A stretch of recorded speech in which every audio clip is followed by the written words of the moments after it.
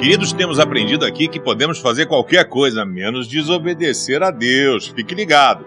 A gente precisa estudar a palavra de Deus e a nossa querida, manda aí, Renata de Araruama, né? Renata congregou lá na Igreja Batista do Meia, comigo, Marisa, quando a gente era mais novo, mandou aqui uma dúvida. Ela falou assim, nossa, eu estava lendo aqui a Bíblia e nunca tinha percebido esse negócio. Interessante, Deus chama Moisés lá no Monte Sinai, na sarça ardente, e diz, Moisés, eu vou chamar você para libertar o meu povo.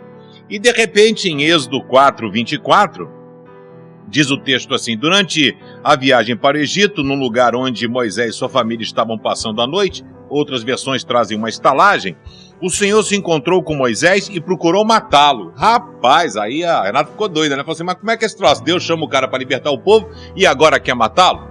A gente precisa entender o texto, o contexto e ler a extensão do capítulo. O que acontece? Moisés era hebreu, por nascimento eles tinham a orientação, né, que veio desde Abraão de fazer a circuncisão no filho no 8º dia. Moisés foge do Egito, vai então lá com a família de Jetro, encontra lá a sua esposa Zípora, e aí não faz a circuncisão dos seus filhos no 8º dia. E aí ele volta para poder libertar o povo, e não tinha como ele exigir do povo um cumprimento das escrituras, um relacionamento com Deus, se ele não estivesse praticando isso dentro da sua casa. E aí precisava fazer a circuncisão. E a mulher dele não queria, não entendia o porquê disso.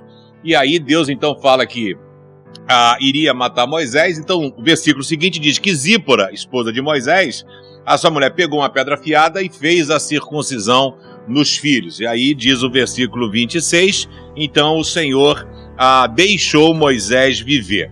Então a gente precisa aprender o seguinte, primeiro temos que obedecer a Deus.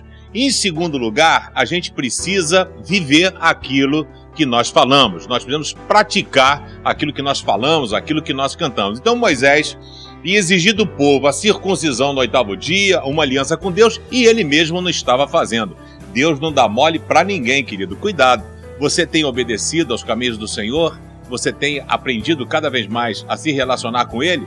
Deus não aliviou Moisés. Por que vai aliviar você?